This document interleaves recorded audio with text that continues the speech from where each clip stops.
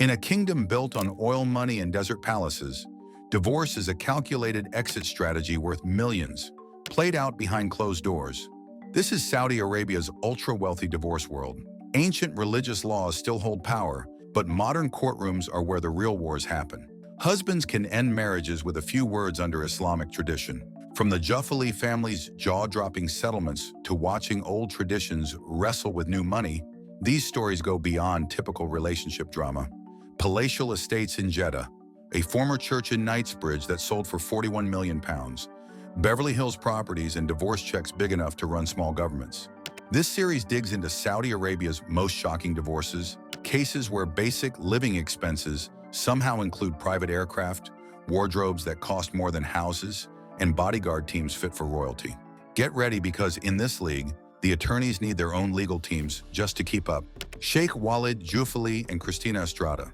Sheikh Walid Juffali's second marriage is where things got really interesting and expensive. His wife was Christina Estrada, a former supermodel who'd graced the Pirelli calendar and lived a life most people only see in movies. They met in 2000, and the connection was instant. Shortly after meeting, they got married and had a daughter together. For over a decade, Christina lived the kind of lifestyle that changes the meaning of luxury, from private jets to multiple homes across continents to designer everything, and access to wealth that most people can't even comprehend. But in 2012, everything fell apart in the most brutal way possible. Walid married a 25-year-old Lebanese model without telling Christina. Under Islamic law, men can have multiple wives, so technically, he wasn't breaking any rules in Saudi Arabia. But for Christina, finding out your husband just married someone else without even mentioning it was a different story. Then came the real blow. Walid divorced Christina in Saudi Arabia without her knowledge. One day she was married, the next day she legally wasn't, and she had no idea it was even happening. This is the reality of talaq under Sharia law. A husband can end a marriage with a simple declaration, and the wife doesn't need to be present, agree, or even know about it. Christina wasn't about to accept that and walk away quietly, but she had a massive problem. She couldn't file for financial relief in Saudi Arabia. The system there doesn't work like Western divorce courts. And she couldn't use standard English matrimonial law either because of jurisdiction issues. So her lawyers got creative.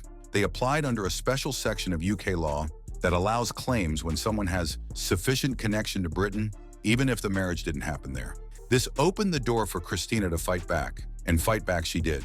She walked into London's High Court asking for £196 million. Her legal team laid out exactly what her reasonable needs looked like, and the numbers were absolutely insane. She claimed she needed £1 million annually just for clothes. That broke down to £40,000 for fur coats alone and £21,000 for shoes every single year. She asked for £64.4 million to buy 2 homes in London. She wanted nearly £500,000 for 5 luxury cars split between London and the United States. Travel costs added up to £2.1 million. Even her mobile phone bills hit £26,000. To most people, these numbers sound insane, but Christina's argument was simple. This was the life she'd lived during their 12-year marriage. She'd gotten used to flying private, wearing couture, living in palatial homes. Why should she have to downgrade just because Walid decided to marry someone else and divorce her in secret? Walid's side fought back hard. He contested the amount and claimed his net worth was only about £113.8 million, way lower than what people estimated the Juffali fortune to be. His lawyers argued Christina's demands were excessive and unreasonable, but the judge sided largely with Christina. The court acknowledged the couple had lived an absolutely extraordinary lifestyle, one the judge described as magical and exorbitant. In the end, Christina was awarded a lump sum payment of £53 million. Combined with her existing assets, her total resources came out to about £75 million. It became one of the biggest needs-based awards in English legal history. The settlement made headlines specifically for the record amounts allocated to clothing and property, numbers that showed just how differently the ultra-wealthy live. Then came a tragic twist. Walid died of cancer shortly after the court ordered the settlement. His death immediately complicated whether Christina would actually receive the money, because under Islamic law, his assets would transfer to his daughters. This triggered yet another legal battle over his estate. The whole case exposed the massive clash between 2 legal worlds. Saudi Islamic law permits polygamy and allows husbands to divorce wives unilaterally without their consent. English law, on the other hand, focuses on fair financial provision and protecting both parties in a divorce. Christina used the UK courts, which are famous worldwide for generous and fast resolutions in high-asset divorces, to secure the kind of financial maintenance that reflected the ultra-luxury lifestyle she'd become accustomed to. Princess Haya and Sheikh Mohammed. Princess Haya bint al-Hussein isn't just some random wealthy woman. She's Jordanian royalty, the daughter of Jordan's former King Hussein. She's also a former Olympic show jumper who represented her country on the world stage. So when she married Sheikh Mohammed bin Rashid Al Maktoum in April 2004, it looked like a fairy tale union between two powerful families. Princess Haya became his youngest wife among 6 wives, stepping into a world of unimaginable luxury and influence. For 15 years, the marriage seemed solid from the outside. They had 2 children together, a daughter named Sheikha Jalila and a son named Sheikh Zayed. Princess Haya lived the life of a Dubai princess, with all the palaces, staff, and privileges that came with marrying one of the most powerful men in the Arab world. But in 2019, everything collapsed in the most dramatic way possible. Princess Haya did something almost unthinkable for someone in her position. She fled Dubai with her 2 children. Not a casual trip or a vacation. She ran because she genuinely feared for her safety and the safety of her kids. The reasons she gave were absolutely scary. She claimed Sheikh Mohammed had orchestrated a campaign of intimidation and threats against her. Even worse, she pointed to his alleged involvement in the abduction of his own daughters from previous marriages. This wasn't some minor family disagreement. Princess Haya was accusing one of the most powerful rulers in the Middle East of being a direct threat to her life. She landed in the UK and immediately went to the High Court, seeking protection. She filed for divorce and requested multiple legal safeguards, including a forced marriage protection order and a non-molestation order to prevent any harassment or contact from Sheikh Mohammed. The UK court took her claim seriously. After reviewing the evidence, the judge made a bombshell ruling. Sheikh Mohammed had indeed carried out a campaign of threats and intimidation that made Princess Haya feel genuinely unsafe. The court identified Sheikh Mohammed himself as the principal danger to Princess Haya and her children. Now here's where the money comes in, and the numbers are absolutely staggering. Princess Haya originally asked for £1.4 billion. Yes, billion with a B. Her legal team argued she needed that much to maintain the lifestyle she'd lived as Sheikh Mohammed's wife, and more importantly, to protect herself and her children from a man with virtually unlimited resources and reach. In December 2021, the UK High Court handed down one of the most expensive divorce settlements in English legal history, £550 million, roughly $728 million. The court didn't give her everything she asked for, but what she got was still absolutely massive. But the really telling part was the security budget. The court ordered a substantial lifelong security allocation for Princess Haya and her children, including armored vehicles. The judge recognized that Sheikh Mohammed posed a grave risk to them, and that risk wasn't going away just because they were divorced. Hayat Al-Reza and Hossam Radwan.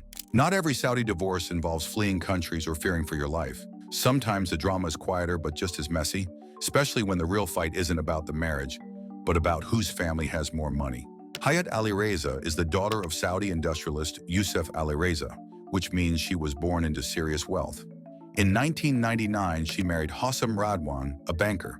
For over a decade, they built a life together in London, had 3 children, and lived in a £5 million penthouse at Albert Hall Mansions, one of London's most prestigious addresses.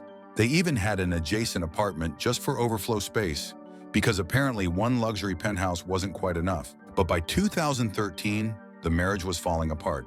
They separated that year and officially divorced in 2015. That's when the real fight started. When the divorce settlement came through, Radwan was ordered to pay Al-Reza a £2 million lump sum. She also got the right to stay in the penthouse, but only until her father passed away. The logic seemed straightforward enough. Both sides had considerable wealth, so split things fairly and move on. Hayat wasn't having it. She appealed the settlement, calling it completely unfair. She demanded an additional £5.5 million to buy a new, larger home for herself and the children. Her argument was that £2 million plus temporary housing wasn't enough to maintain the lifestyle she'd lived during the marriage. Now here's where things got complicated and honestly, kind of wild. Hayat's father, Youssef Al-Reza, is worth an absolute fortune. Her expected inheritance was estimated at around £100 million. The court initially looked at that number and basically said she's going to inherit £100 million eventually, so she'll be fine in the long term. But Hyatt's legal team pushed back hard. Her barrister made a crucial point. Sure, she's expecting £100 million someday, but her father was only in his 70s. He could live another 20 years. Should she really have to wait decades and rely on her elderly father's generosity until he dies? Or should her ex-husband, who she was married to for 14 years and had 3 kids with, actually provide adequate support now?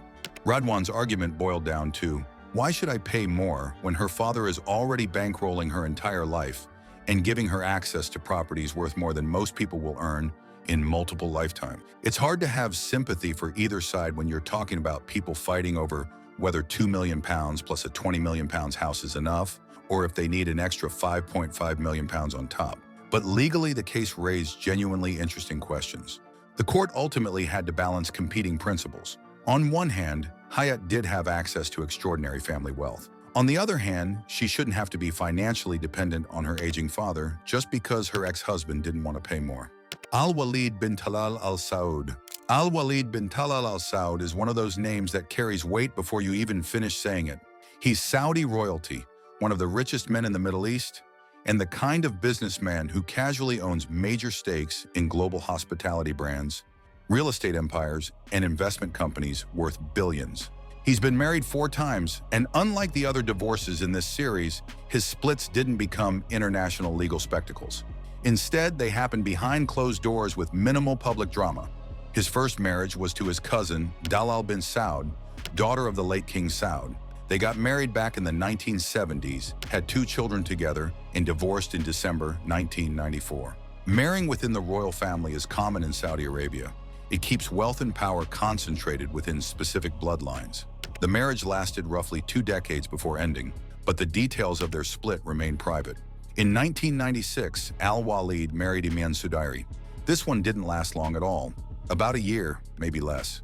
What went wrong isn't publicly known, and neither side ever aired dirty laundry in the press or through legal battles. It was a quick in-and-out situation that barely made waves. He also married a woman named Khulud al-Anasi at some point, though the timeline and details around this marriage are even murkier. When they married, when they divorced, what the arrangement looked like, all of that stays locked away from public knowledge. Either the couple kept it incredibly private, or the marriage happened during a period where Al-Walid's personal life simply wasn't being tracked closely by the media. His 4th and most public marriage was to Princess Amira Al-Tawil. They married around 2008 and divorced in 2014 after roughly 6 years together. Amira was much younger than Al-Walid and became somewhat of a public figure herself during their marriage, often appearing at events and engaging in philanthropy. When they divorced, Al-Walid publicly stated that he still respected her, which is about as drama-free as a billionaire divorce announcement gets. What's notable about Al-Walid's divorces is what didn't happen. There were no explosive court filings in London, no accusations of surveillance or threats, no public fights over £75 million settlements or security details, no leaked documents showing what kind of lifestyle needed to be maintained. His divorces stayed firmly within Saudi Arabia's legal system, handled quietly under Sharia law without the mess of Western courts getting involved. Basma al-Sulaiman. The story begins in Jeddah, 1980, where Walid Jafali married fellow Saudi national Basma al-Sulaiman. They built their life in a marble palace, raised 3 children, Mohammed, Dina, and Hala, and lived the life Saudi billionaire families live. Absolute privacy, absolute luxury, and absolute control. 20 years later, in 2000, the marriage ended, and the settlement was £40 million, which was approximately $62 million at the time. Here's what makes Basma's story particularly revealing. After receiving her settlement, she invested approximately $28 million of it into structured financial products through Credit Suisse and Plurimi Capital. The investments went south during the 2008 financial crisis, leading to a separate legal battle in London's High Court years later, a battle she ultimately lost in 2019. But that secondary legal drama exposed something crucial. The original divorce settlement was substantial enough that even after investing $28 million and funding her lifestyle for years, there was still enough wealth to justify high-stakes litigation. The world of Saudi Arabia's richest divorces isn't just about money. It's about 2 legal systems colliding, generational wealth being protected, and the cold calculations families make when marriages end. From Basma al-Sulaiman's 40 pounds million exit to Princess Haya's 550 million pound settlement, these numbers rival small nations' GDP. But these are just the cases that went public. In Saudi Arabia, where privacy is sacred and Sharia courts don't publish figures, these courtroom battles are only the tip. Beneath lies a hidden world of ultra-wealthy divorces that never see daylight. As Saudi Arabia modernizes under Vision 2030, the next wave of billionaire divorces will be even messier and more international. Will we see another record-breaking settlement?